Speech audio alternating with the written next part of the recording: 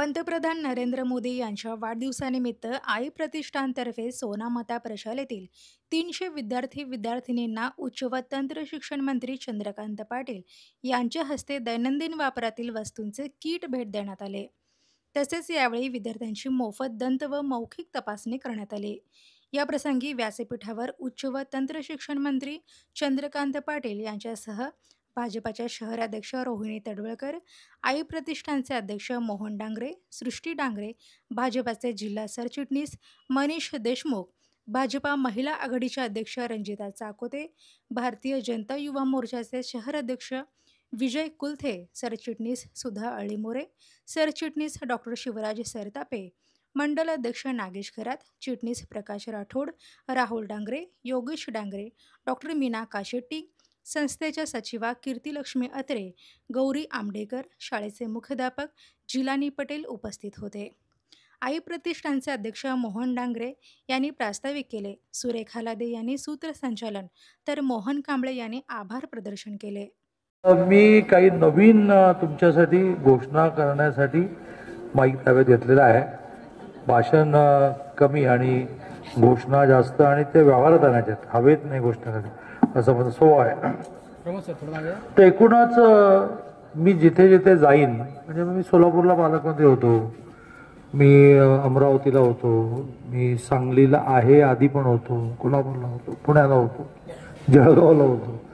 तर सगळ्या ठिकाणी माझा पहिला प्रयत्न काय असतो की जिल्हा पालकमंत्री म्हणून जो सरकारी निधी असतो तो तर खर्च करू आणि तो खर्च करतानाही मुलींना शिक्षण कसं मिळेल, मुलींना सुविधा कशा मिळतील, महिलांना रोजगार कसा मिळेल यावरच जास्त भर द्यायचा. शेतकऱ्यांना पाणी कसं मिळेल, शेतकऱ्याला बियाणं कसं मिळेल, शेतकऱ्याला खतं कसं मिळेल, हा झाला सरकारी पैसा. पण त्या व्यतिरिक्त माझं म्हणणं असं आहे की राजकारणात आम्हाला कोणी नारळ घेऊन निमंत्रण द्यायला आलं नव्हतं. तुम्ही या बाबा, तुम्ही या, तुम्ही नाही आलं तर देशाचं लई नुकसान होणार. तर सगळेजण आपापली हौस म्हणून येतात. मग त्याने इथे येऊन एकन एक समाजाचा पैसा इथे खर्ची घातला पाहिजे आणि स्वतःच्या खिशातले 4 पैसे खर्च केले पाहिजे. हिंदू परंपरा जी आहे, हिंदू म्हणताना उपासना पद्धती म्हणून मला हिंदू म्हणायचं नाही, संस्कृती म्हणून म्हणायचं आहे. उपासना पद्धती प्रत्येकाची वेगळी असते. कोणाची कोण नमाज पडतं, कोण चर्चमध्ये जातं, कोण देवळात जातं. पण संस्कृती म्हणून हिंदू काय सांगते की दरवर्षी आपण आपल्याला मिळणाऱ्या पैशातले काही पैसे, सगळे नाही काही पैसे हे समाजासाठी खर्च केले. त्यातून आपल्याकडे देवळी कल्पना, नाही तर काही घरात देवायच की हो. देऊळ कल्पना का आली तर देवळात जायचं, मग समोरच्या पेटीत पैसे टाकायचे, मग नवस म्हणायचा की हे झालं की सोनं घालेन, ते झालं की चांदी घालेन. पण मग देवळाचं काम काय तर त्या पेटीतून वर्षाच्या शेवटी आजूबाजूच्या मुलींच्या शिक्षणाला द्यायचे, गरिबांना जेवणाला द्यायचे, रोज प्रसाद द्यायचा, ही कल्पना आहे. मग कोणी देवळामध्ये 1 रुपया टाकतो तर ते शिर्डीच्या याच्यामध्ये 100 कोटी टाकतात. मग शिर्डीचं देऊळ जास्त काम करतं, आमचं मारुतीचं मंदिर कोपऱ्याचं कमी काम करतं. पण प्रत्येकाने ती जी पेटी आहे ती लोकांनी आपल्या उत्पन्नाचा काही हिस्सा सामाजिक कामाला टाकायला आहे. आणि देऊळवाल्याने सुद्धा हे ठरवलं पाहिजे की ह्यात आणखीन 10 रुपये टाकायचे आणि खर्च करण्यासाठी, घरी नेण्यासाठी नाही येत. घर चालवायचं असतं ते कष्ट करून चालवायचं असतं, देवाची पूजा करायची आणि घर नाही चालवायचं. आणि त्यामुळे मी जिथे जाईन तिथे माझा प्रयत्न असा असतो की सरकारी पैशाच्या खर्चा व्यतिरिक्त आपण आपले पैसे खर्च केले पाहिजे. मग मी सोलापूरला यायला लागलो तर मला एके दिवशी मोहन माझा 40-45 वर्षाचा मित्र विद्यार्थी परिषदेमुळे, पालकमंत्री झाल्यामुळे स्वाभाविकपणे मी माझ्या 4 ओळखीच्या लोकांना म्हटलं रे बा मी ते पालकमंत्री झालं, मी आलो की येत चला. मग याची मुलगी जी सृष्टी डांगरे आहे ती मला म्हणाली की तुम्ही बाबांनाच काहीतरी करायला मदत करता, मी पण काहीतरी करेन, मला तुम्ही मदत करा. म्हटलं तू काय करणार सांग. माझी बायको सुद्धा कारणाशिवाय पैसे मागितले तर मी देत नाही, तर कारण सांगावं, अंदाजपत्रक सांगावं लागतं किती खर्च येणार, हा, आणि उरलेले पैसे परत द्यावे लागतात. त्यामुळे मी सृष्टीला असं म्हटलं की मला तुला करायचंय काय ते सांग. तर तिने सुरुवात केली की बा खूप मुलींना गरीब आहेत, मग त्यांना सॅनिटरी नॅपकिन मिळत नाही, मग देऊन टाका. करता करता करता करता सॅनिटरी नॅपकिन 13,000 मुलींना, सृष्टी आय एम करेक्ट, ते आणखीन एक्झॅक्ट आहे, ते मोहन डांगरेचीच पोरगी आहे. 13,334 13,334.5 नाही सांगितलं नशी. 13,334 मुलींना सुट्टी असतानाही दरमहा 10 की 20 15 सॅनिटरी नॅपकिन आपण देतो. आता मला तिचं आश्चर्य वाटलं की ह्या वयात तिच्याकडे लॉजिक पण आहे. मी म्हटलं 15 का 10 पुरतात. ते म्हणजे नाही, मुलींना जास्त लागतं कारण सुरुवात असते, महिलांना 10 पुरतं. आमच्याकडे पुण्यामध्ये आम्ही जवळजवळ 1,00,000 महिलांना देतो, ते आम्ही 10 देतो. पण हिने स्वाभाविकपणे लॉजिक मांडलं की मुलींना 15 लागतं. मग पहिले 100, मग 200, मग 300, आता 13,000 ऑड इतक्या मुलींना सॅनिटरी नॅपकिन देण्याने सुरुवात झाली. तर ते रोज काहीतरी प्रस्ताव आणत असते की मग ते पुण्याला आले. तर पुण्याला किती उपक्रम चालू आहे ते मला पण माहीत नाही.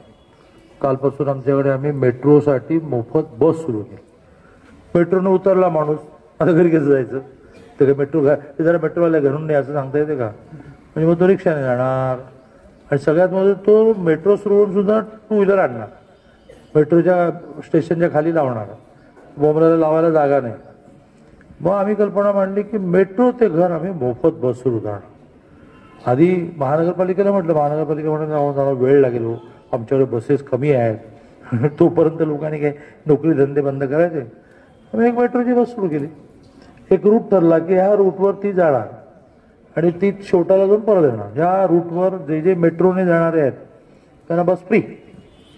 अरे पहिल्या दिवशी इतकं ओव्हरफ्लो झालं की त्याचा प्रमुख मला म्हणाला की 2 करावे लागतात बहुतेक. आज दुसरी सुरू झाली, सोमवारी तिसरी सुरू होणार आणि एक छोटी बस सुरू होणार की जी म्हाताऱ्या कोताऱ्यांना गल्ल्यांमधून मेन स्टॉपला आणणार, गल्ल्यांमधून मेन स्टॉपला आणणार. आता हे फ्री आहे.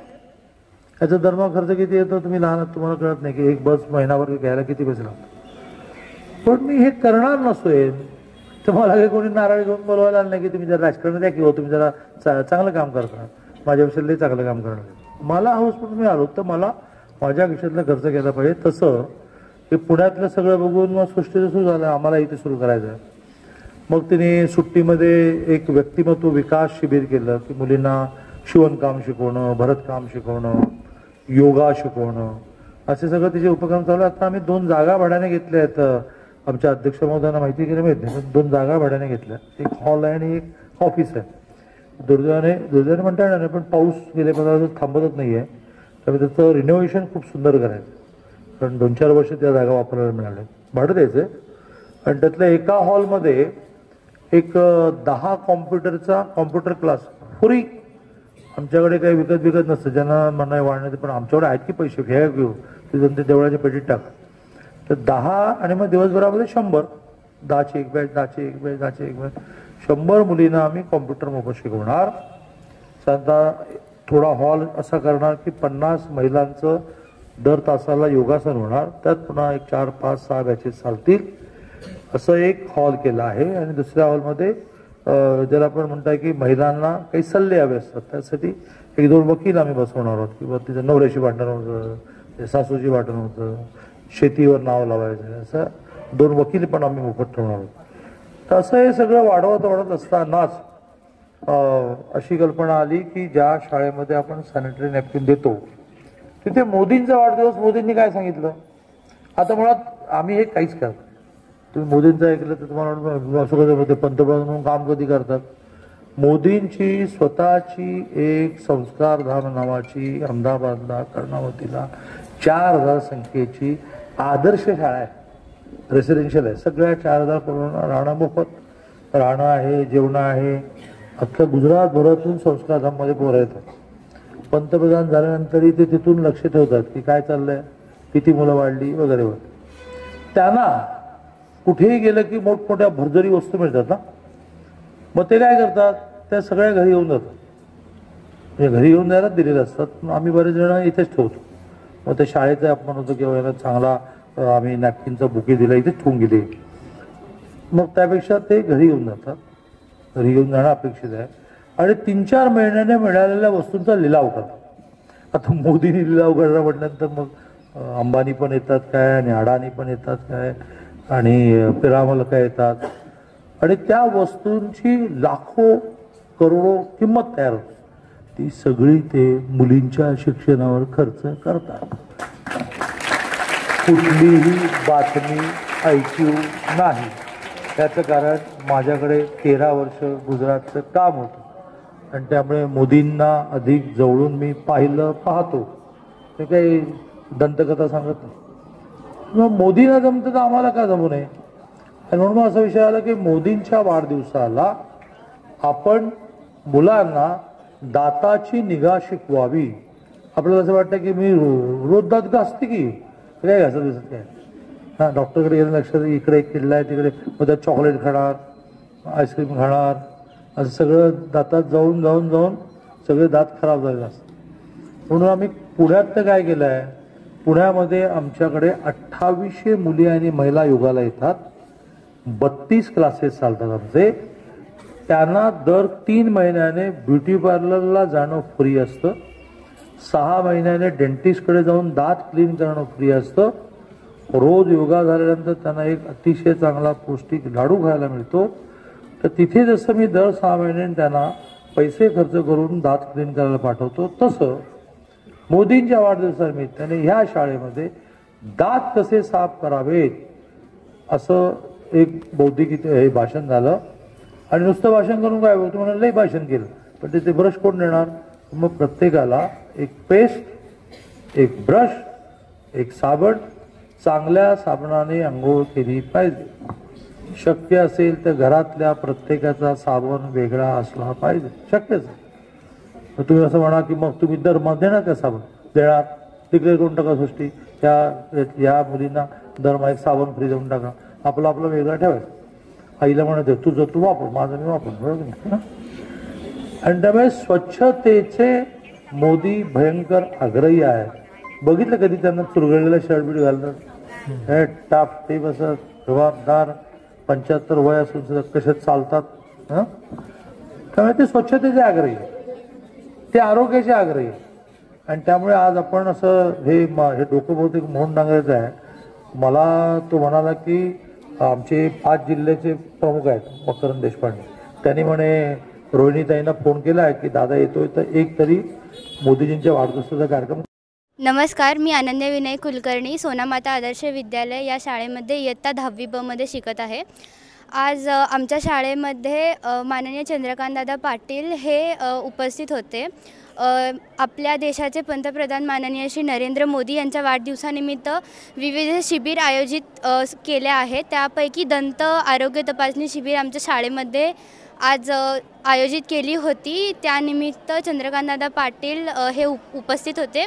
त्यांनी विद्यार्थ्यांच्या दंत आरोग्य चांगलं राहावं म्हणून एक गिफ्ट हॅम्पर दिला आहे. त्याच्यामध्ये टूथब्रश, पेस्ट, साबण, नॅपकिन इत्यादी सर्व गोष्टी आहेत. त्यासाठी मी त्यांचे खूप खूप मनापासून आभार मानते, सर्वांचेच आभार मानते आणि माननीय पंतप्रधानांना वाढदिवसाच्या शुभेच्छा देते. धन्यवाद. माझे नाव कविता मधुकर देशमुख, मी 10वी ब मध्ये शिकत आहे. आज आमच्या प्रशालेत चंद्रकांत दादा पाटील व आई प्रतिष्ठानतर्फे मोहन डांगरे सर आले होते. त्यांनी आम्हाला आरोग्य शिबिरामध्ये दात कसे घासायचे याबद्दल माहिती दिली आणि त्याबरोबर आम्हाला साहित्यही दिले. आम्हाला खूप आनंद झाला आणि मी त्यांचे धन्यवाद मानते की आमच्या सर्व प्रशालेमधील विद्यार्थ्यांना हे साहित्य दिल्याबद्दल. धन्यवाद. Mayur classic AC banquet hall अब शादी के लिए मिलेगा सिर्फ 1 लाख रुपए में। Mayur classic AC banquet hall, Jule, Solapur. Management by spice and ice events. Jayesh Darbi collection, cotton, linen यासह अनेक ब्रँडेड कंपन्यांच्या शूटिंग शर्टिंगसाठी जयेश दर्बी कलेक्शन, 7 रस्ता मोदी पंकाविहिरी जवळ सोलापूर।